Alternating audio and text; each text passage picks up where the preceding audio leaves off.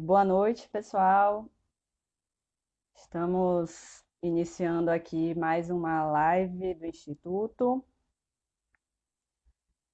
É,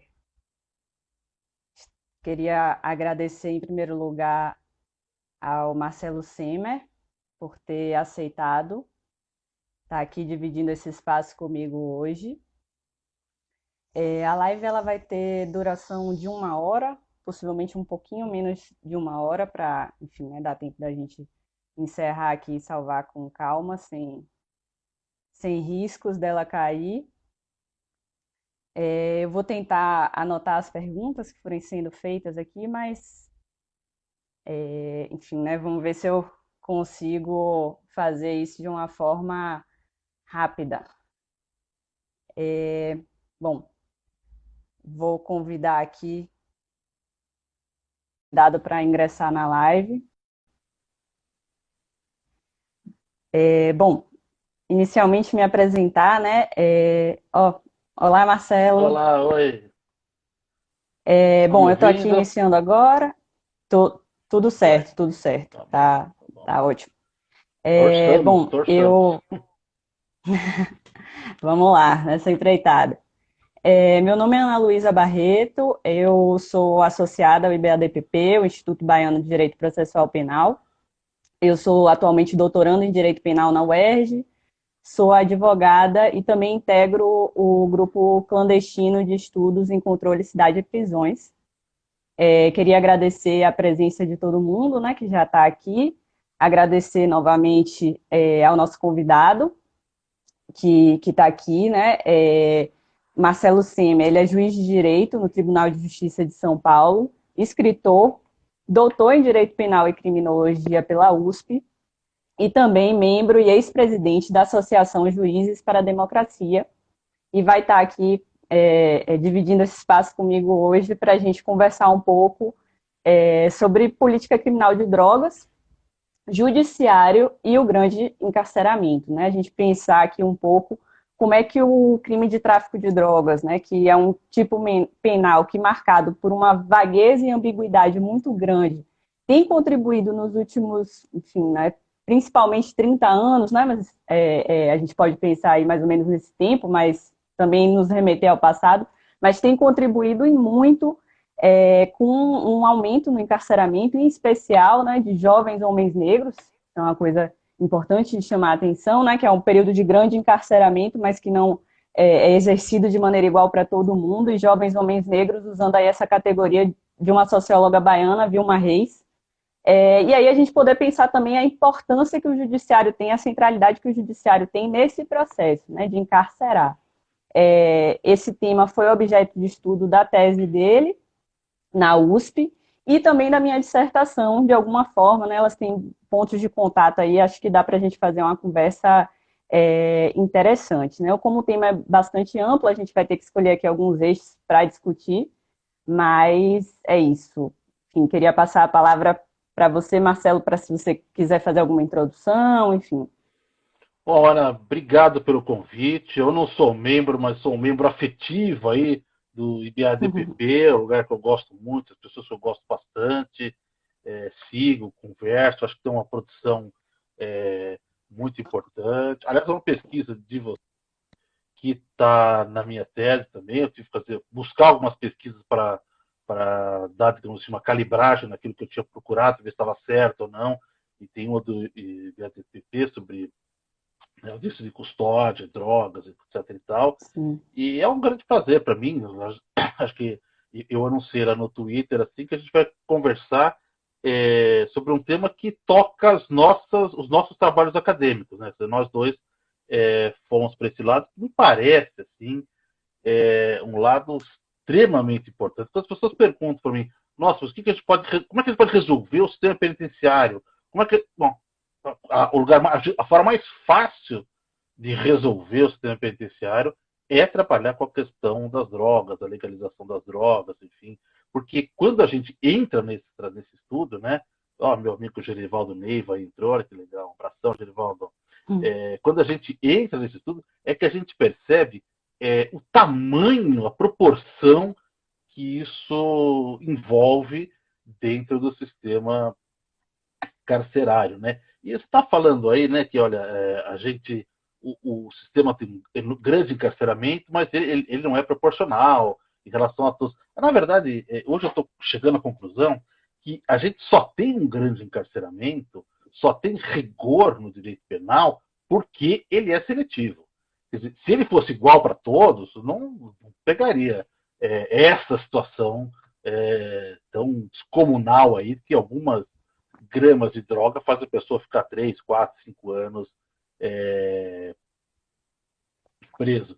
Então, eu acho que isso aqui é uma questão central, quer dizer, a seletividade, olha, o direito penal é seletivo como um todo, mas a seletividade nessa questão, ela é central do direito penal. Por isso que eu falo que eu estudava direito penal, eu tive que sair para criminologia, porque a gente se olhar para fora, olhar de fora para o direito penal, para poder entender o direito penal, a gente tem que dar uma saidinha, olhar para fora e fazer, olha aí o que acontece, tal. Porque senão a gente fica perdido. E essa centralidade da questão das drogas, como você falou, ela nem é uma coisa brasileira, estrito sensu, né? Para quem acompanha aí o livro da Michelle Alexander, né? Nova Segregação, ou a 13ª Emenda, que é o documentário do Netflix, recomendo a todos aí, quem ainda não tenha visto, que veja, percebe isso, como ela vai dizer, que não só é uma coisa central, como este é o mecanismo pelo qual você consegue fazer um corte e separar as pessoas para que elas sejam afastadas da sociedade. Então, quer dizer, no fim das contas, o direito penal tem feito uma função social, digamos assim, para o capitalismo gigantesco. O capitalismo tem que agradecer ao direito penal, assim, com todas as glórias. Com certeza. Acho que para a gente iniciar aqui, Marcelo, a gente vai estar trocando aí essa ideia, principalmente em relação ao seu trabalho, né, sentenciando o tráfico, o papel dos juízes no grande encarceramento. E uma coisa que me chamou atenção desde o início sobre esse trabalho é que eu achei muito interessante um juiz que reflete sobre sua prática, né? A gente não vê muito isso, né? É uma pena, inclusive, que não veja. Mas eu queria, assim, se fosse possível, você falasse um pouquinho para a gente sobre esse percurso, né? Como é que isso veio para você, a importância de refletir sobre o que você estava fazendo?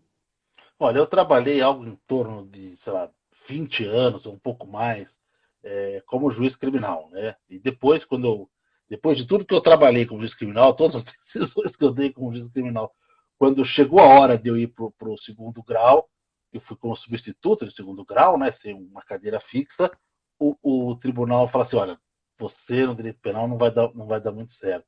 E aí eu tive que sair do direito penal, fui para o direito público. Acho que tem coisa interessante no direito público, aí não é para a live de hoje, mas tem coisas legais também. Mas dá para entender por que o tribunal não quer que pessoas como eu estejam no direito penal, já também para poder fazer aquilo que eles fazem de uma forma mais confortável, né? Que é deixar a lei de lado em grande medida, né? E deixar a jurisprudência também, né? Nós estamos vivendo aí, agora eu estou no cível, agora sou um homem do cível. E como homem do cível, dá para dizer o seguinte, nós estamos vivendo um giro copernicano, será? Copernicano, sei lá, Copérnico, alguma coisa assim, no que diz respeito a como nós lidamos com a questão dos precedentes, né? Quer dizer, veja, na reforma judiciária de 2004, há uma luta gigantesca com relação à súmula vinculante. Eu fui uma das vozes contrárias, não podemos ter tal. Hoje em dia, o CPC tornou vinculante o IRDR dentro do tribunal e pronto, virou uma coisa habitual, corriqueira. Então, nós estamos nos acostumando a fazer uma uniformização de jurisprudência sem tanto trauma.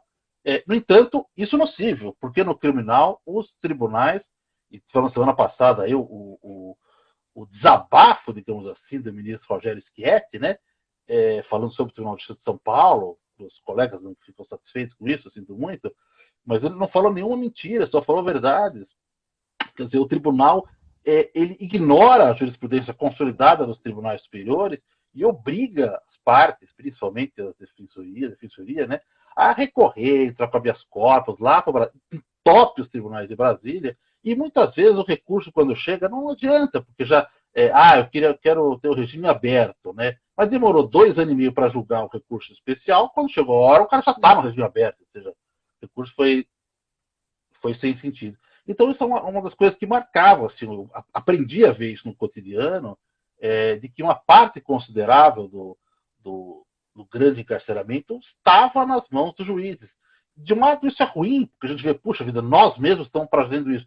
Agora, de outro lado, é bom, porque se a gente consegue identificar, digamos assim, uma das determinações importantes, é um pouco mais fácil a gente tentar corrigir. Falar, olha, aqui esse vai ser um mecanismo que a gente precisa ajustar, etc. Então, acho que é uma coisa que tá bem mais amadurecida hoje sobre esse respeito.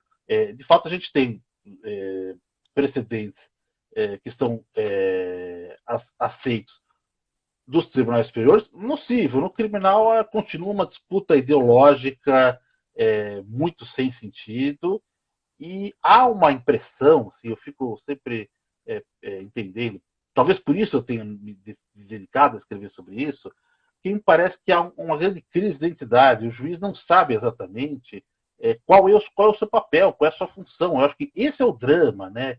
Porque esta função, que é a função de colocar as pessoas na cadeia, exercer o combate ao crime, etc., essa função não é nossa.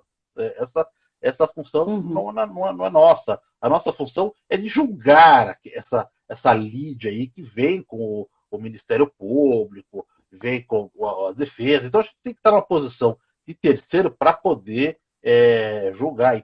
E às vezes que a gente tem que, institucionalmente, né, na locação do processo, interferir, é sempre em prol da defesa, porque assim é o edifício construído, né? Nós temos aí a ampla defesa, né? Isso nos permite uma série de caminhos, como a gente chama lá do... me fugiu aqui o nome, mas a gente tem todos os mecanismos que são, digamos assim, favoráveis aos réus, quando as pessoas falam assim, o réu só tem vantagem e tal, que é justamente para a função de equalizar, de fazer uma tentativa de você disputar um processo mais equânime entre o Estado, né, que é um leviatã, e o indivíduo, a pessoa, enfim. Então, a função do juiz não pode ser a de aprofundar a desigualdade. Não, para fazer isso, que muitos colegas fazem, que assim, eu vou condenar todo mundo, quero condenar todo mundo na cadeia. Não precisa do juiz. Né? O juiz é dispensável para isso. A polícia já poderia fazer isso sozinha. Se é para a gente aceitar tudo que vem da polícia, não, a gente tá gastando dinheiro à toa. E é bastante dinheiro, né? A sociedade também é chateada com relação a isso. Então, acho que a gente tem que dizer, olha, nós somos de um investimento no judiciário, precisa de ter isso, porque a gente não pode deixar uma questão tão grave como a liberdade ser decidida pelo Estado. Eu preciso do Estado da administração. Eu preciso ter isso, um corpo independente que vai fazer essa avaliação, com defesa, com prova, etc. e tal. Agora, se a gente vai criar toda essa estrutura e não usar essa estrutura como um corpo independente que vai fazer isso, então aí é um desperdício. Com certeza, Marcelo. Isso que você fala da função dos juízes, acho que é central, né? Essa confusão. Na sua pesquisa, isso me chamou a atenção, porque eu notei isso também na minha pesquisa, como aparece no discurso dos juízes, né? Uma noção de um órgão da segurança pública, né? Exato. Inclusive, eu me lembro que no meu trabalho eu cheguei a ver expressamente um juiz dizer que era dever da magistratura apoiar o trabalho das polícias. Assim, ele fala isso numa decisão, tá lá. Vários falam isso. Então, essa confusão, né, sobre o que é o judiciário, né, que deveria ser esse terceiro imparcial e ocupa essa função de órgão de segurança pública, e aí se reveste desse manto da técnica, da neutralidade, né, da suposta neutralidade, para fingir que não tem nada a ver com isso, né, diretamente. E aí muito se atribui à polícia, né, uma certa responsabilidade pelo encarceramento, pelo que está acontecendo, e há uma dificuldade em encarar que o judiciário ele é parte central nesse processo, né? Inclusive eu acho que não há neutralidade nenhuma nisso que a gente faz, ao contrário, né? O juiz faz uma opção preferencial pela polícia claramente. E, infelizmente, é preciso dizer, em todos os casos, obviamente, mas em vários casos, não há técnica alguma também.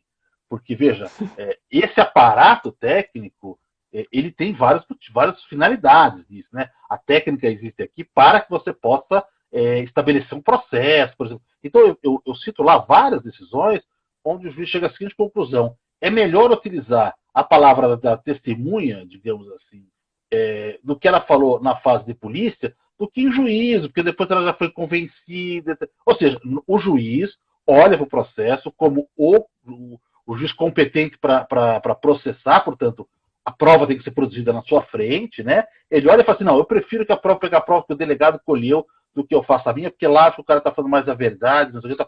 É uma depreciação da nossa própria competência, né? Eu acho que isso é jogar a técnica para fora. Com certeza, com certeza.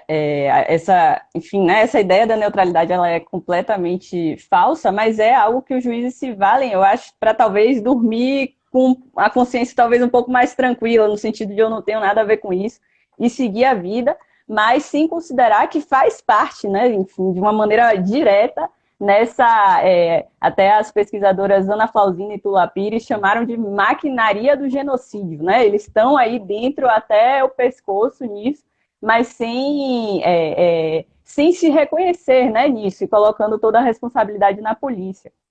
E aí chama atenção no seu trabalho como é comum, né, enfim, essa lógica, né, de colocar toda no fim das contas, produção probatória, apesar de que na técnica jurídica a gente não pode dizer que é a produção probatória no inquérito, né, já que feita sem o contraditório, mas uma lógica de jogar tudo que é de importante, né, no caso de tráfico de drogas, para o que ocorre na fase do inquérito. Né? Isso se radicaliza, porque você tem as grandes provas, são a palavra testemunhal da polícia e o laudo pericial, né, a partir de algo que foi colhido ali na possivelmente prisão em flagrante, né, quase sempre uma prisão em flagrante, um flagrante. Então isso assume uma radicalidade muito grande. E aí o que você coloca, né?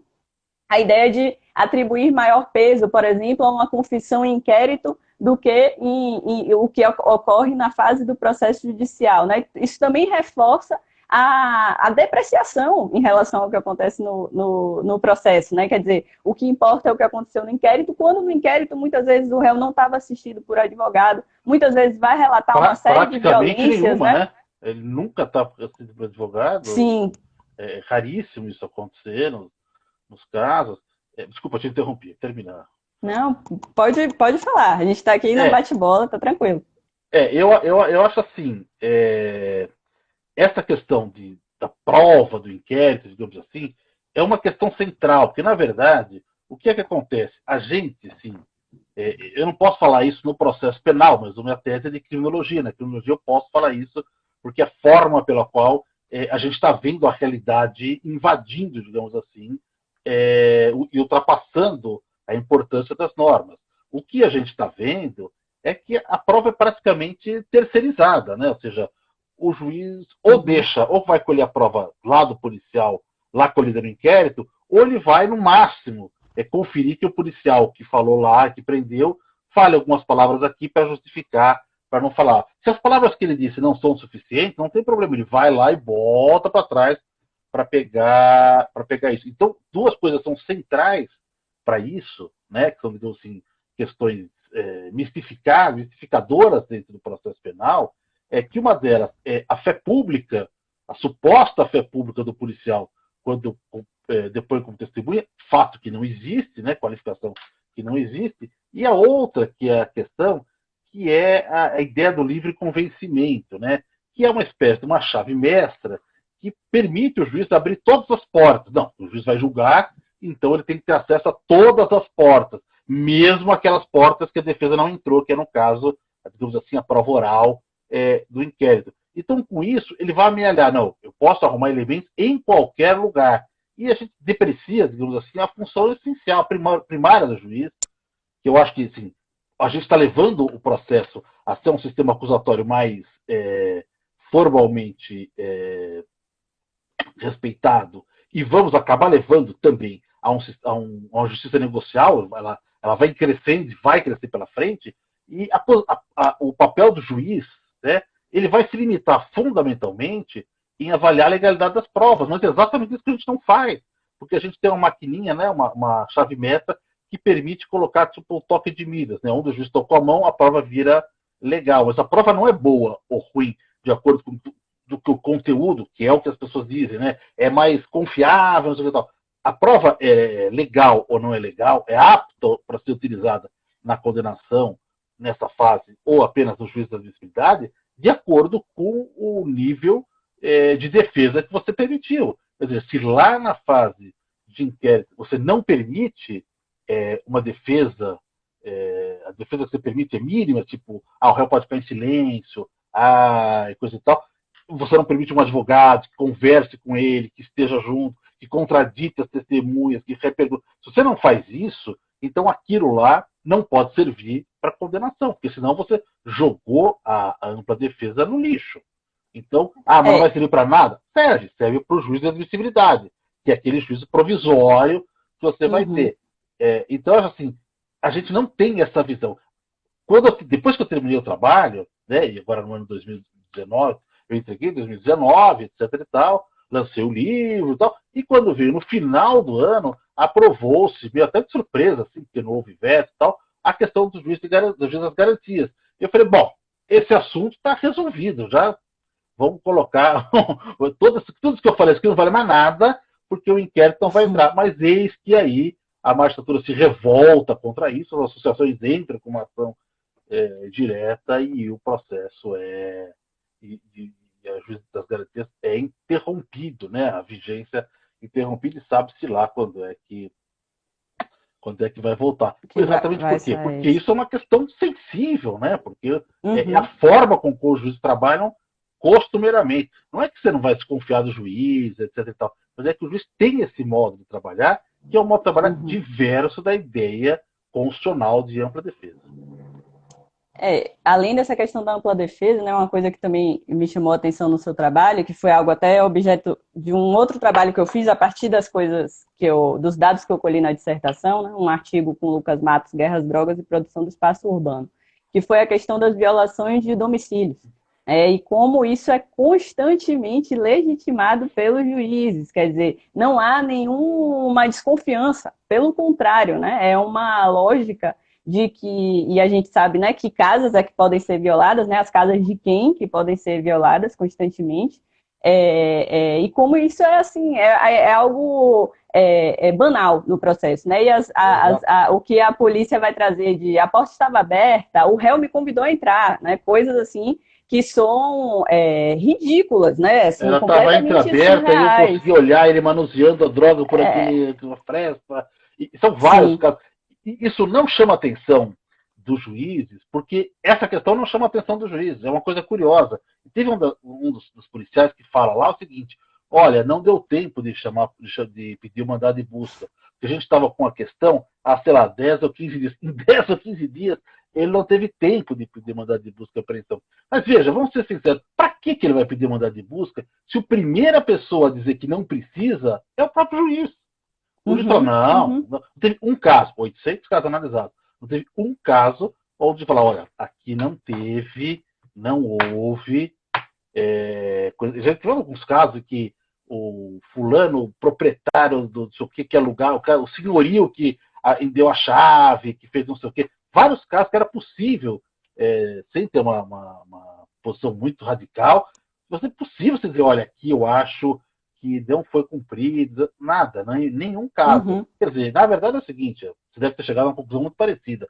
Essa preservação do domicílio, para boa parte dos domicílios, ela simplesmente não existe.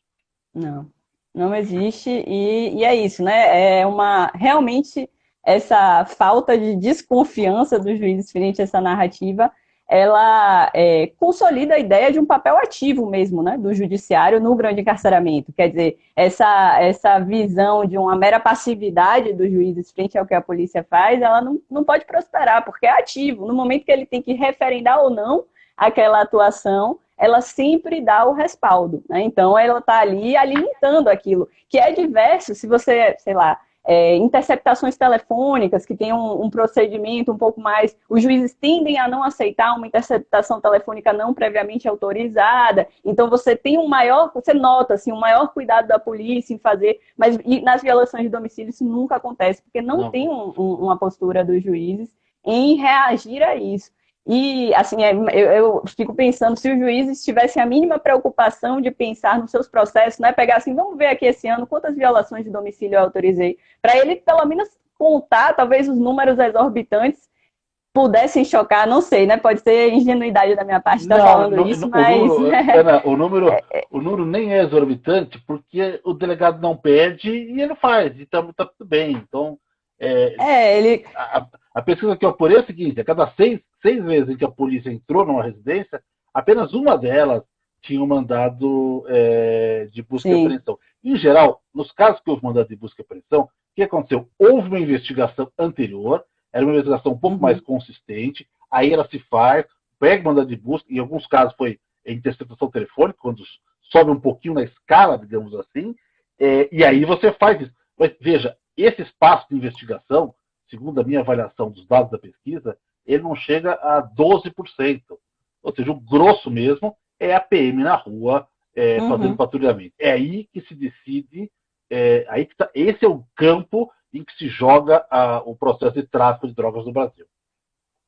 Sim, sim, isso, o número, inclusive, me chamou a atenção como a Bahia era o maior número em relação a prisões em flagrante, né? Enfim, tem uma série de coisas no seu trabalho que a Bahia, às vezes, está numa ponta, São Paulo está em outra, e que essa questão da atividade policial me chamou bastante atenção. No meu trabalho, eu foquei na Bahia, enfim, né? Então, eu fiz. E os números foram bem parecidos em relação a essa questão do flagrante. Quase Olha, 95% aqui de prisões iniciadas em flagrante. olha, uma coisa que me chamou a atenção na Bahia, e eu até parei para reler todas as sentenças da Bahia, eu falei, tá estranho isso aqui, que a Bahia tinha um número muito alto de apreensão de armas. Enquanto a pesquisa chegou no final por volta de 7%, a Bahia estava por volta de 20%. Eu falei, puxa, muito grande, lá o tráfico é diferente. Eu fui reler as sentenças. Relendo as sentenças, é que eu descobri que pelo menos 30% dessas armas da Bahia eram armas que estavam em casa e armas caseiras. É a cartucheira, uma garrucha, uma espingarda. E a Bahia Uhum. também, porque eu peguei o estado todo, né?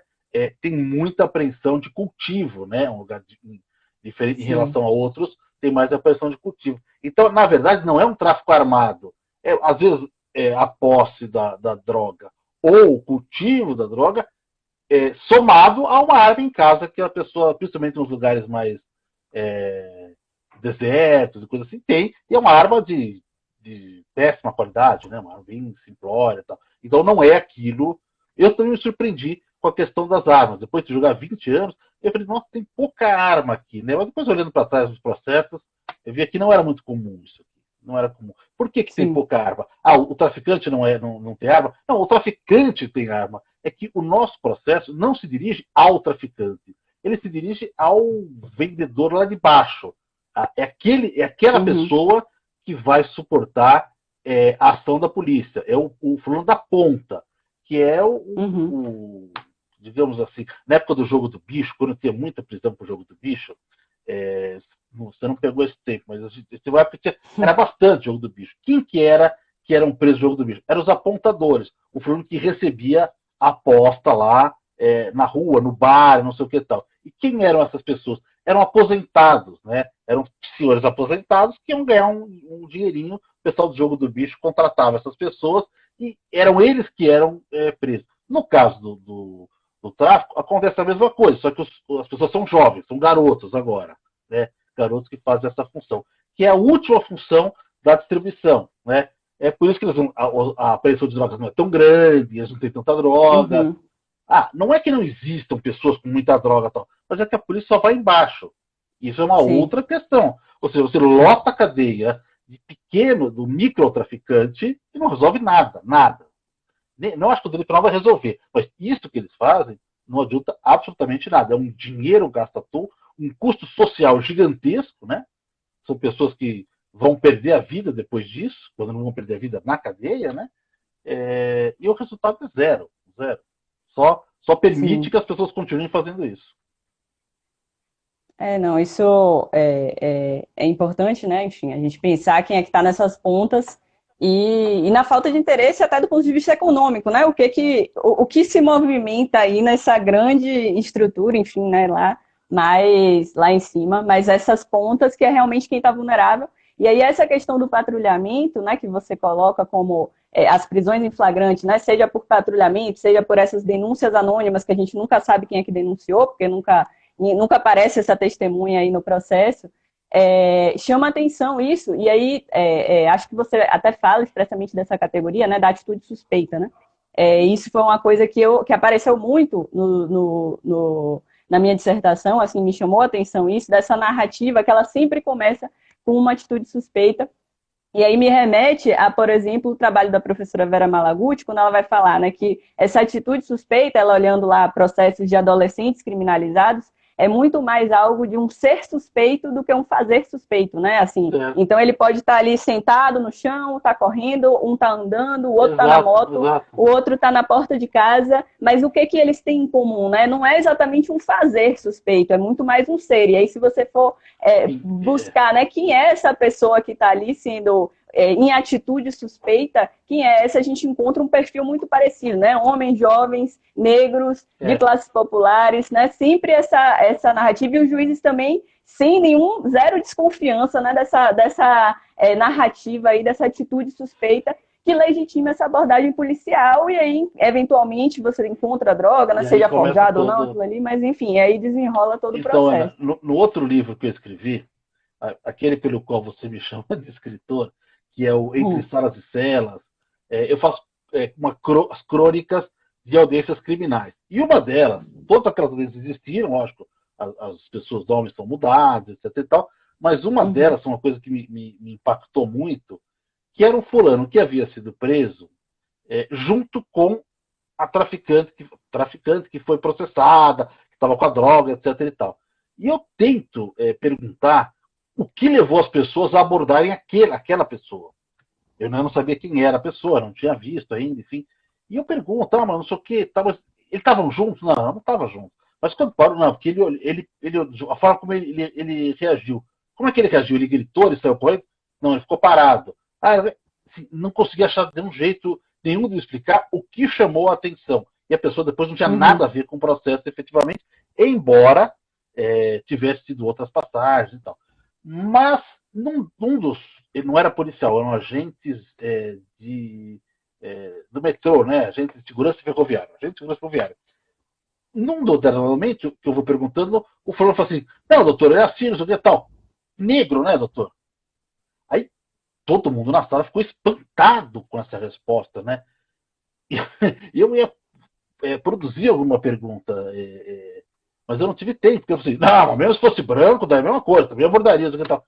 Por que diabo alguém ia levantar para dizer negro? Por que falaria isso do nada, né? E aí ele falou assim, não, porque estava suado, né? Depois a pessoa que veio, a testemunha veio nos autos, e era um cara bem gordinho, assim, né? E agora, quando eu tô gordinho, assim, a gente sua o tempo todo, não precisa fazer nada, a gente já sua, né? E, enfim, ele foi abordado porque ele era negro. E sim, ele não é o único. Muita gente é abordada por esse ser suspeito, e esse ser suspeito, a suspeição não é um fato que ele pratica, né? É um pigmento de pele. Sim, é isso. E aí é uma questão, né? Enfim, também você pontua isso no seu trabalho, isso é uma coisa que eu também fiz questão de destacar, né? Como os processos judiciais, eles não falam sobre raça, né? Assim, não é parte da descrição do sujeito, possivelmente sobre uma alegação de que a justiça seria cega, mas o que acaba fazendo, na realidade, é contribuir para reforçar a invisibilização da questão, né? Então você eu não tem pude uma... fazer. Eu falo isso, eu não pude fazer um recorte racial, porque na sentença ninguém fala nada. Eu teria que procurar em todos os processos. E como eu fiz a pesquisa via internet, eu não consigo ter acesso a todos os documentos de todos os processos. Seria interessante, eu tinha muita vontade, como eu tenho a relação de. Aliás, alguém pode fazer isso, porque a relação dos processos está publicada lá na última página do livro, as últimas páginas, né? Mas eu tinha vontade de fazer, bom, agora eu não fiz recorte racial, agora vamos pesquisar e vamos ver o recorte racial. assim, eu Uhum. não tenho muita dúvida do que a gente ia encontrar, mas Sim. acho que seria interessante. Acho que hoje não dá mais para a gente dizer isso. Há muito tempo atrás, eu me lembro do pessoa querida, inclusive, o Sérgio Adorno, lá do Núcleo de Estudo de Violência, sei lá, 30 anos atrás, eles fizeram uma pesquisa lá no NEV, da USP, e dizendo o seguinte: olha, o juiz é racista, alguma coisa assim. E a gente tentou explicar para ele, falou assim: não, Sérgio, não é assim, porque a gente não sabe, a gente não vê a cor, a gente não vai. Hoje, Uhum. eu não teria essa resposta. Assim, Uhum. olhando tudo, algumas pesquisas já mostram isso e tal. É, há alguma coisa do qual a gente tem que aprendemos a ver isso, né? Não o racismo com maldade, mas o racismo com hábito. Então, assim, bom, é possível que os negros sejam mais fáceis de serem reconhecidos, porque na dúvida o cara vê um negro, bom, deve ser, entendeu? Eles estão mais fiscalizados, eles estão mais reconhecidos, enfim, há uma série de coisas que a gente não consegue é, colocar, distinguir com clareza, mas quando eu falo assim, não tem racismo, não tem a mal, às vezes tem, lógico, às vezes tem maldade, mas muitas vezes não tem a maldade do racismo, mas tem o hábito, o racismo institucionalizado. Eu acho que Sim. isso é evidente. Acho que a gente deveria, sim. Eu não consegui fazer na minha pesquisa, mas acho que era uma coisa interessante da gente fazer. Nós temos que quebrar essa ideia. É Uhum. duro dizer isso, mas acho que a gente tem que fazer. Quebrar essa ideia de que nós não somos racistas. A gente tem que bater fundo até perceber o seguinte: por que nós somos racistas? Né? Eu acho que nós somos Uhum. racistas e tem que entender assim quando isso acontece, acontece sem querer, sem que eu faça isso, acontece no meu cotidiano, acontece automaticamente. Então a gente tem que investir para quebrar essas, essas, essa cadeia disso. Porque, não há dúvida, eu acho que eu gosto muito do slogan do movimento que veio lá dos Estados Unidos, que é o Black Lives Matter, né? Vidas Uhum. negras importam. Porque eu acho o seguinte: nós temos 800 pessoas num sistema penitenciário terrível como é o brasileiro, porque as vidas não importam. É que essas vidas não Sim. importam. Porque se houvesse 800 mil pessoas das quais as vidas importam, não estaria assim. Com certeza não estaria assim. Nós teríamos um sistema penitenciário Diferente, né? escandinavo, digamos assim. É, uma coisa que no seu trabalho, como você trabalhou só com sentenças, né? Isso você não teve como abordar essa questão, mas no meu trabalho eu tentei pegar decisões que terminassem o processo, né? Decisões que incluía aí as extinções de punibilidade. E uma coisa que foi muito forte assim para mim é que do total de processos que eu analisei cerca de 600 processos que tinham aí 900 e tantos réus, 10% desses processos, quer dizer, para 10% desses réus, os processos eles terminaram em extinção da punibilidade por morte. Quer Por dizer, morte. então, essa questão que você traz, né, do Black Lives Matter, a gente tem que pensar também, né, se vidas negras importam, pensando o Brasil, né, porque num país, e às vezes você tinha, isso também me chamou a atenção, né, alguns meses, assim, que vinham decisões aos montes, acho que os juízes pegavam assim, chama e manda aqui todas as certidões de óbito que chegaram, eu vou encerrar aqui um monte de processo, e aí vinha assim, um monte de decisão seguida, 10, 20 processos, seguidos com extinções de punibilidade por morte. E aí, se você pensa, né, que eu estava estudando só crimes de tráfico de drogas, que são crimes que, quando você pega as estatísticas do sistema prisional, são pessoas jovens que estão ali, então não dá nem para dizer, deve ter sido causas naturais, né? Eu acho que Difícil, né? Muito difícil. Né? implica pensar que há alguma coisa acontecendo muito grave ali, né? Assim, a sensação que eu tinha às vezes é que os processos estavam saindo sangue ali e os juízes eles não conseguiam enxergar, quer dizer, a pessoa ela escreve 10, 20 decisões terminativas pelo artigo 107, inciso 1, e ela não nota que tem um padrão ali, que tem uma coisa acontecendo aos olhos dela, e ali é aquela decisão seca de uma página, julgo extinta a sua punibilidade, e aí próximo processo, né? Vamos aqui seguir. Fantástico, Isso foi bem marcante. uma pesquisa bem interessante fazer pesquisa. Houve um tempo em que eu sempre pegava no processo. Quando eu via a extinção da punibilidade, eu ia dar uma olhada que situação. Gostava de ver assim, está preso ou ele está solto, né? Porque se ele morre preso, pode ter alguma responsabilidade, enfim, e tal. E a maioria das pessoas que morriam soltos e morriam jovens. Mas eu não fui olhar os processos em si, todos eles. Eu acho que é Uhum. uma pesquisa que daria interessante. Só estou vendo que você falou aqui, você pegou 600 processos por volta de 900 réus, é isso? Mais ou menos? Por aí, isso. Então bate exatamente com a minha média de processo, de réus por processo, né? Que foi Uhum. 1,5, que eu peguei Eu é, notei isso. 800 processos, 1.200 réus. O que mostra que o tráfico ou é um trabalho isolado, né, de formiguinha que é feito isso, ou a prisão dele a prisão é isolada porque a investigação é nula. Então o cara pega a pessoa que está com a droga, mas não vai pegar a corrente. Quer dizer, no fim, só confirma o que a gente já sabe, na verdade. Né? Uhum. Com certeza, acho que também é a questão, né, da lógica entre usuários e traficantes, né, no fim das contas representarem, digamos, consumidores bem-sucedidos e aqueles consumidores falhos, né, no fim das contas acaba sendo muito isso, porque se você for olhar bem, boa parte dos ditos traficantes, eles na realidade são usuários de alguma substância que ou não tem realmente nada a ver com o comércio diretamente, ou no máximo estão ali fazendo alguma atividade só para poder, enfim, né, seguir com o seu uso. E como isso é, enfim, né, importante, acaba reforçando, né, o lugar da narrativa policial que aí vai para o processo e aí segue e determina uma vida, né? Assim, aquela pessoa que vai ali responder por uma pena de 4, 5, 6 anos por uma E, tra quantidade e insignificante. tratado como uma coisa gravíssima. Isso é uma coisa importante aí. Eu trabalhei com daí do pânico moral no trabalho, que é uma coisa assim. O juiz ainda leva isso como uma coisa muito grave.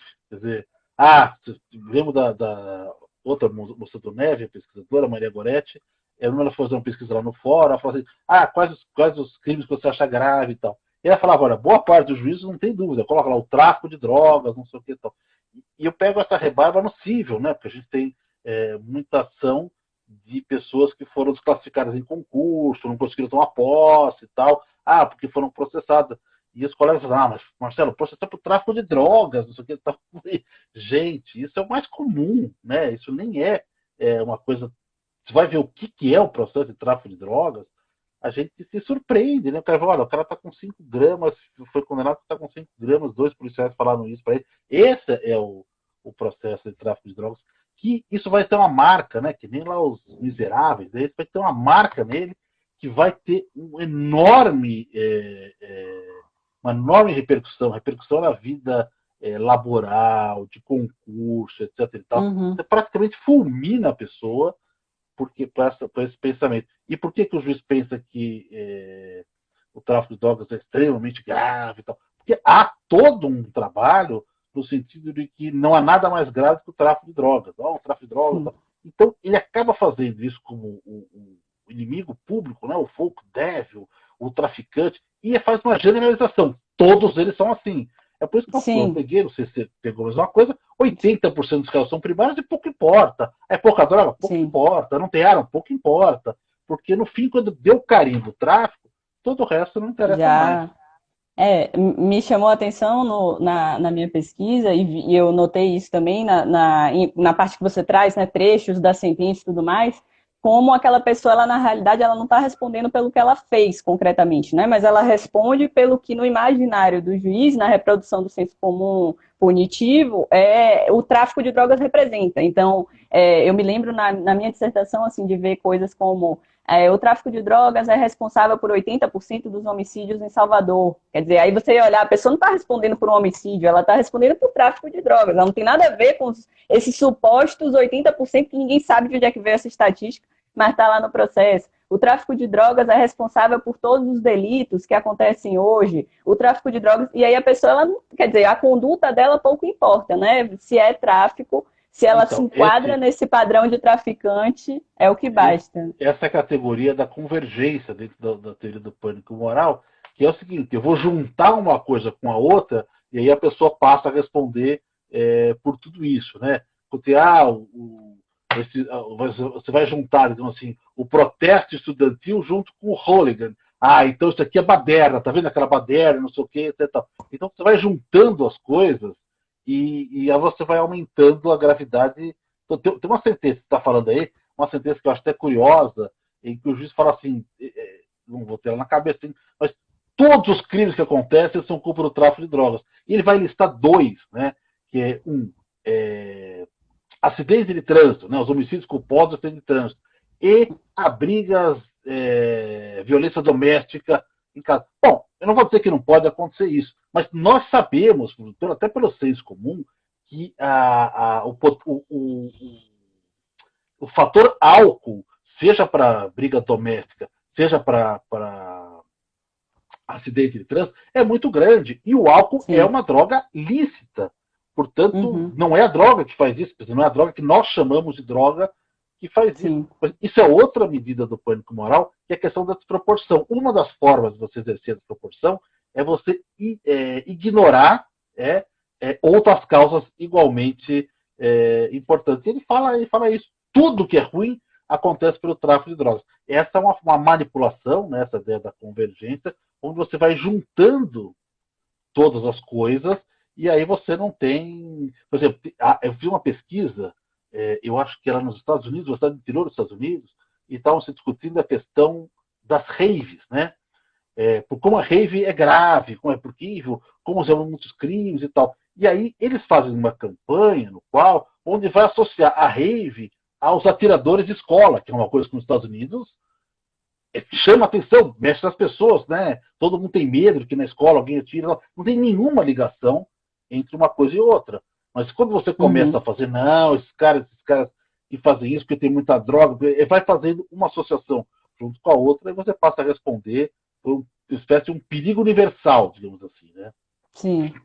E inclusive uma naturalização da ilicitude, quer dizer, é até curioso um juiz naturalizar, porque se é ilícito é porque alguma lei assim a tornou, né? E aí a sensação que dá é que as drogas, elas são ilícitas por algum poder divino, né, que separou, assim, essas são as ilícitas, essas são as lícitas, quando a gente sabe, né, que tem, enfim, a história social das drogas mostra esses processos de criminalização estão muito mais associados a controles de determinados grupos, né? Aqui no Brasil, por exemplo, você pega a criminalização da maconha, encontra já elementos disso no século XIX e a associação disso a pessoas negras, por exemplo. Então, quando você olha para isso, você vê que não tem absolutamente nada de natural, né? Quer dizer, a lei seca nos Estados Unidos na década de 20, em relação ao álcool.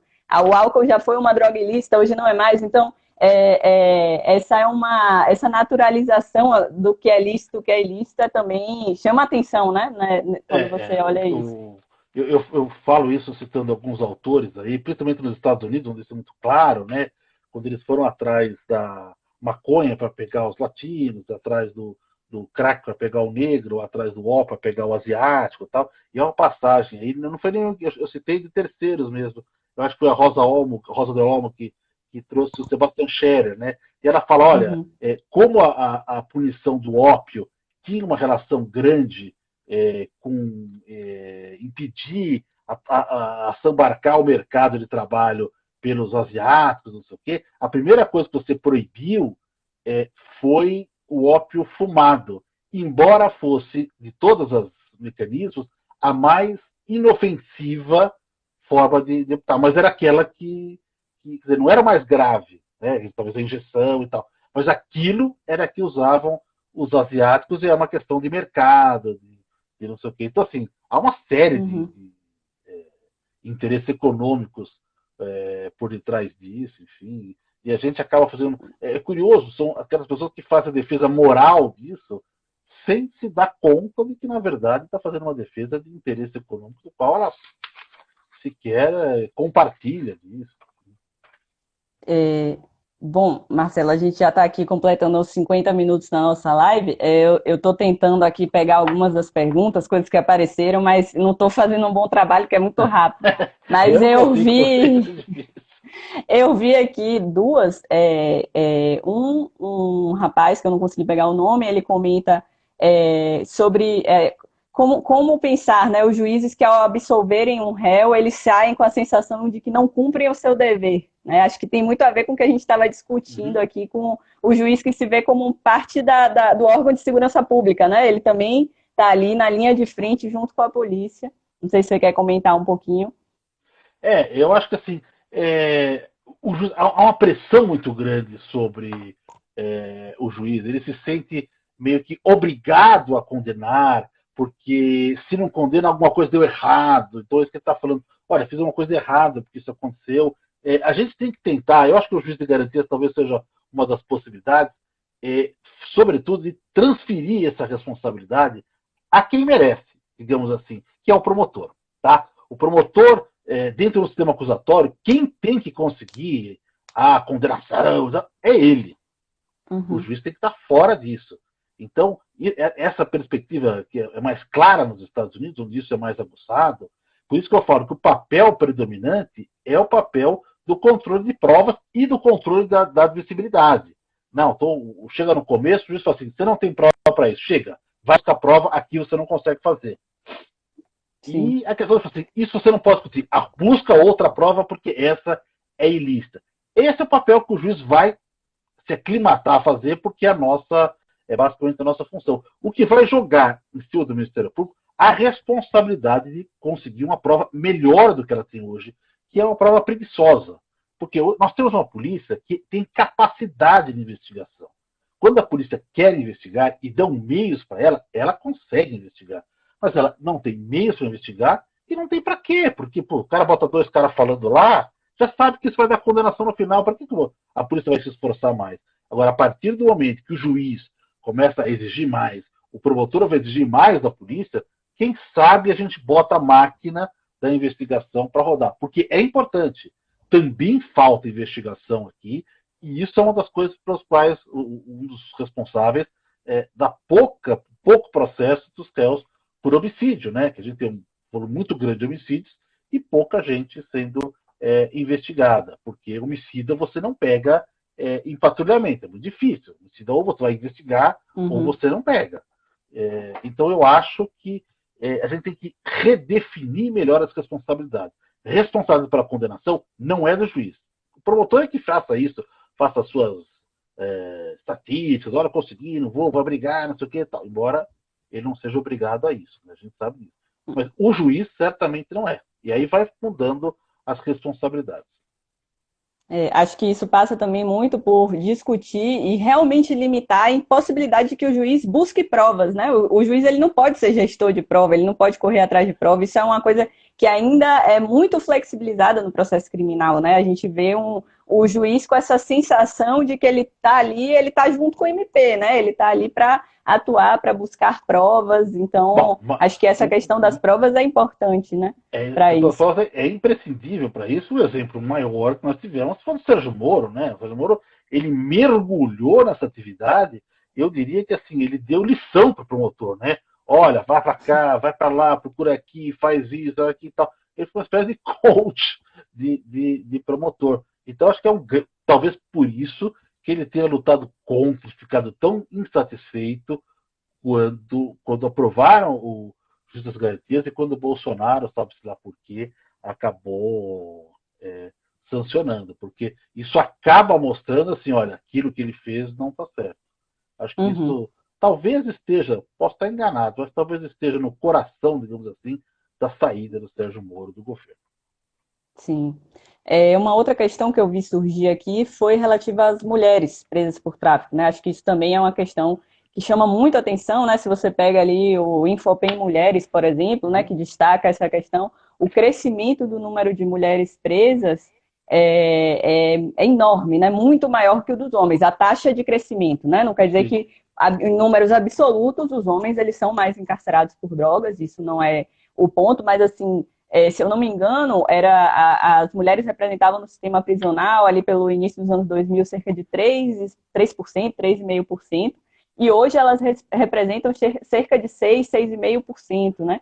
Então você teve um salto importante, e a política criminal de drogas vem sendo apontada aí, né, por uma série de pesquisadoras, enfim, minha orientadora do mestrado, a Luciana Boatê, tem trabalhado muito com isso, enfim, né, uma série de Legal. pessoas tem trabalhado com essa questão e destacado isso, né, que realmente a política criminal de drogas ela tem um impacto no encarceramento de mulheres muito relevante. impacto terrível. Essa percentual que você falou aí é exatamente isso. 6% dos presas são mulheres, né? E a minha pesquisa mostra que dos processos de tráfico, 15% é de mulheres. Você vê que a proporção já é Muito bem maior. superior. Uhum. Isso, estou vendo que você tem uma ótima orientadora, que é a Luciana Bateu, um beijo para ela aqui. A gente já conversou sobre drogas em outros lugares e pensamos muita coisa muito similares, até porque ela fez pesquisa, isso antes, eu até uso uma parte da pesquisa dela também para calibrar. E eu acho que essa questão do encarceramento feminino, eu acho que é um desastre. É um desastre que veio com a lei dos crimes hediondos, né? Eu acho que é um grande desastre, porque pela ligação da mulher como mantenedora da estrutura familiar e dos filhos, etc. E tal. Então, por trás aí de uma encarceramento feminino, você tem uma família que se despedaça. Enquanto quando o homem encarcera, muitas vezes a mulher mantém a família, etc. E tal, mantém regularmente visita. Então, é muito mais fácil isso. Quando a mulher é encarcerada, é uma desgraça para ela, porque as visitas acabam e a família termina e os filhos vão para a rua, enfim.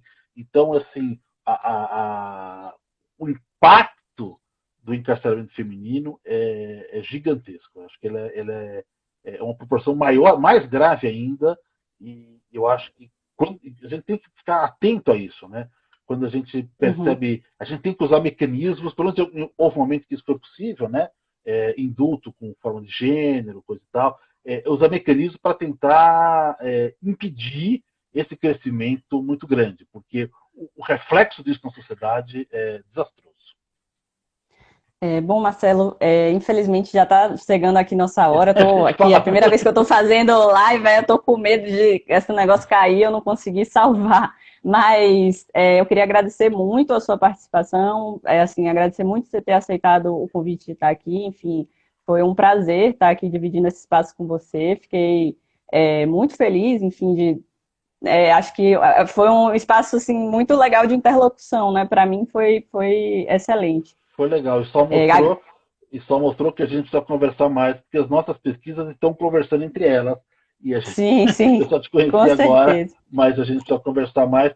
Agradecer a todo mundo que veio aqui, boa noite a todos. Eu vi também a Paula Bico aí, que me acompanha bastante, ela está sempre ligada aí.